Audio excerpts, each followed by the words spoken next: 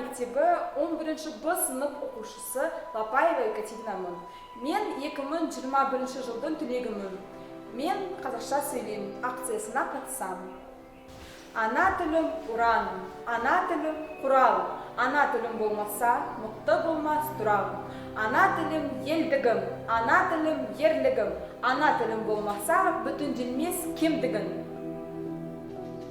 Құрметті қазақ тілі жанашырлары, мемлекеттік тілімізді құрметтеп сыйлай білейік. Барлықтарыңызға зор денсаулық, ашық аспан, бірлік, ынтымақ тілеймін.